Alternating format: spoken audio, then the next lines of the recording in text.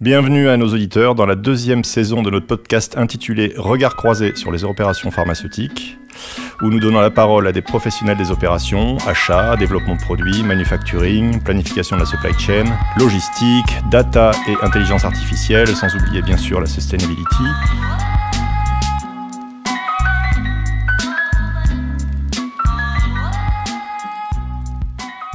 Et bienvenue à Hervé Kling. Hervé, vous êtes Global Supply Chain Excellence and Process Mining chez Johnson & Johnson.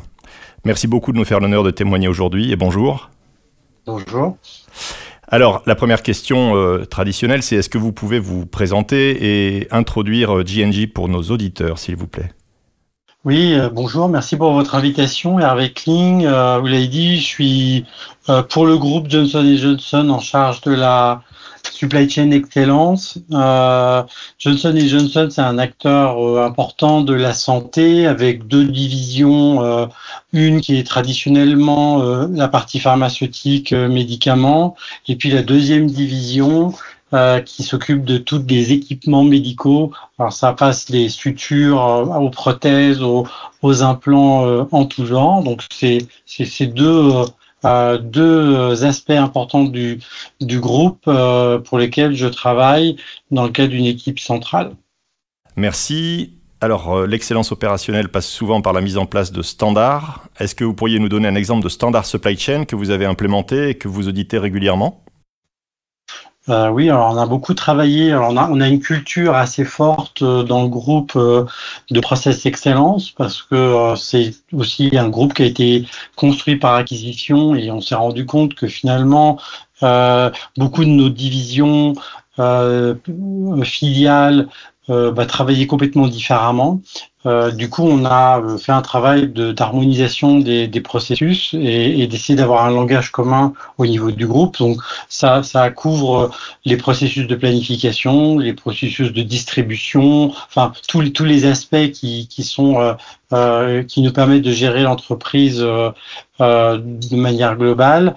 On a fait un travail de définir des standards qui sont un peu les best practices que tout le monde doit utiliser et que l'on va aller revoir régulièrement et s'assurer que on exécute bien les process de la manière que l'on avait validé avec l'ensemble des opérationnels. Donc c'est écrire ce qu'on va faire et puis vérifier qu'on fait ce qu'on a écrit. Alors du coup, moi ce qui m'a interpellé, c'est quand on a discuté ensemble de l'utilisation du process mining. Est-ce que vous pourriez nous expliquer de ce que c'est que le process mining et comment vous l'appliquez sur votre périmètre chez Johnson & Johnson et du coup, quels en sont les apports ? L'ensemble de nos processus, en tout cas une très grande partie, sont pilotés par des outils de gestion transactionnelle comme SAP ou autres.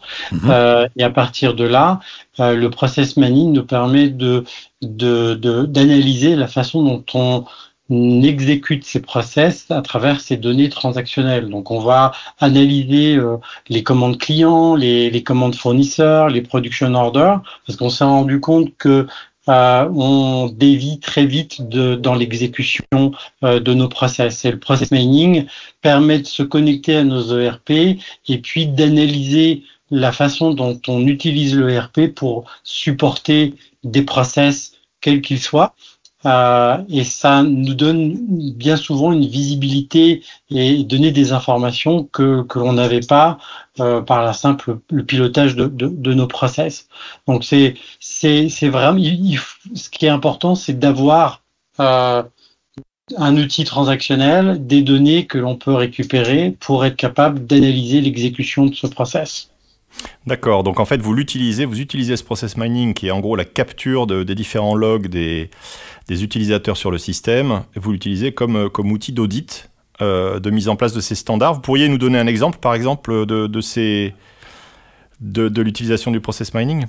Oui, typiquement sur les données d'achat ou de relations avec les fournisseurs, on utilise un certain nombre de RP qui ont été configurés de manière différente à travers le temps et on va se connecter à l'ERP en question et analyser la façon dont on passe nos commandes, si on respecte les standards, si on respecte les prix qui ont été négociés, si on respecte la façon dont on a configuré l'ERP. Par exemple, on s'est rendu compte que dans un certain nombre de sites, le résultat du MRP, du calcul du MRP n'était pas suivi par les planeurs. Ils décidaient de passer une commande en fonction de ce qu'ils avaient en tête et non pas forcément qui était le résultat d'un calcul.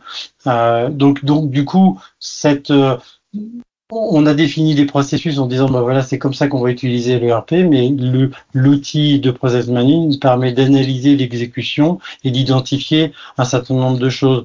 Un autre exemple, le nombre de fois où on change un purchase order, où on se rend compte que on passe notre temps, les planeurs passent leur temps à faire des modifications qui génèrent des perturbations chez nos fournisseurs.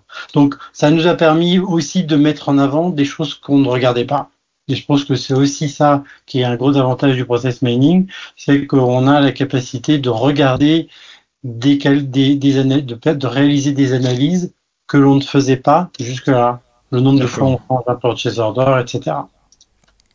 D'accord, c'est extrêmement intéressant. Donc, le process mining comme outil de diagnostic. Alors, du coup, du diagnostic à l'optimisation, il n'y a qu'un pas. Est-ce que vous utilisez aussi le process mining pour optimiser certains processus? Est-ce que vous avez eu des résultats inattendus ou est-ce que vous pourriez partager un exemple un peu concret d'optimisation que vous auriez réalisé avec cet outil?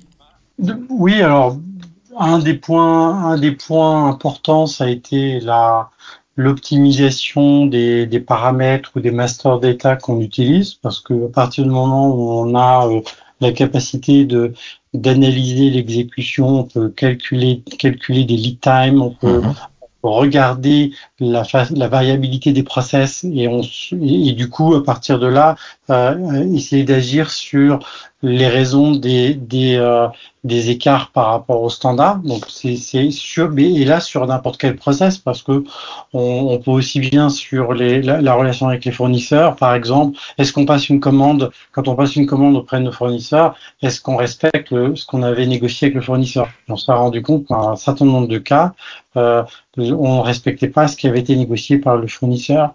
On peut analyser le paiement aussi. Est-ce qu'on paye à temps, en retard ou en avance par rapport à ce qui a été négocié vis-à-vis des fournisseurs? Donc, pour moi, était un des gros points qui était la qualité de mon master data et surtout faire en sorte qu'on analyse les processus avec des données très objectives et non plus sur base d'impression et de subjectivité qui était le cas jusqu'à-là. D'accord, des faits et des chiffres. C'est effectivement, ça a l'air effectivement très puissant. Alors, tout ça, ça peut paraître aussi un petit peu inquisiteur, puisque finalement, on utilise des métadonnées qui sont telle personne ou tel utilisateur s'est connecté à telle transaction à tel moment. Est-ce que vous avez eu des challenges dans la mise en œuvre du process mining, des difficultés particulières? Pas tellement sur le process mining. On a fait un certain nombre de pilotes sur le task mining où là, c'était beaucoup plus intrusif parce qu'on allait analyser comment certains utilisateurs utilisaient leur laptop pour exécuter des process et là ça a été assez compliqué.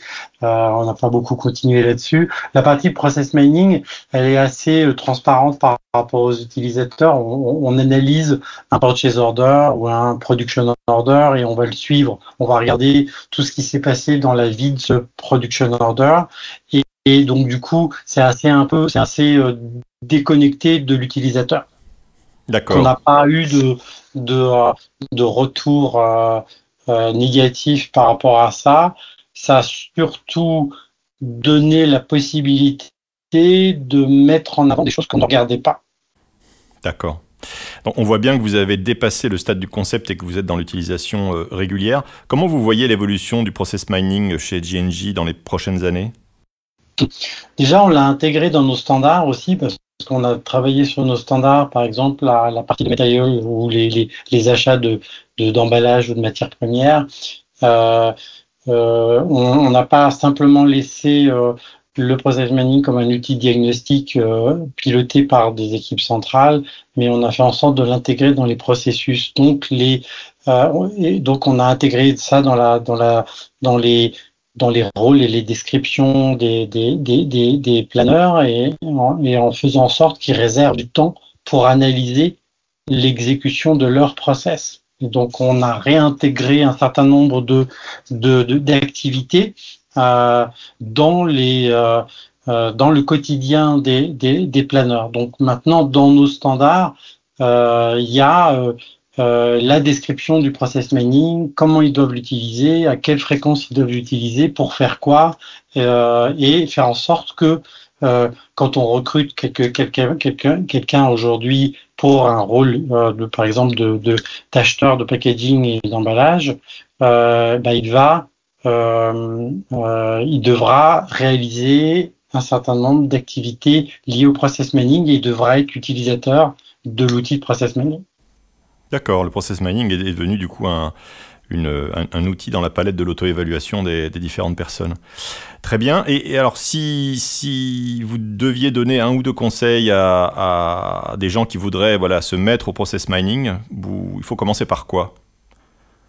D'abord, je pense qu'il faut y aller étape par étape. Je pense que c'est important de ne pas vouloir aller sur tous les processus parce que les ERP, ils pilotent la vie complète d'une entreprise, du fournisseur au client, aux finances, etc. Donc, faut commencer par un processus que l'on veut analyser et améliorer. Faut aussi essayer par rapport à le processus cible, essayer d'identifier les problèmes qu'on veut résoudre. Ils sont multiples dans une entreprise et il faut en prendre un ou deux. Est-ce que c'est la variabilité du process ou est-ce que c'est d'autres sujets?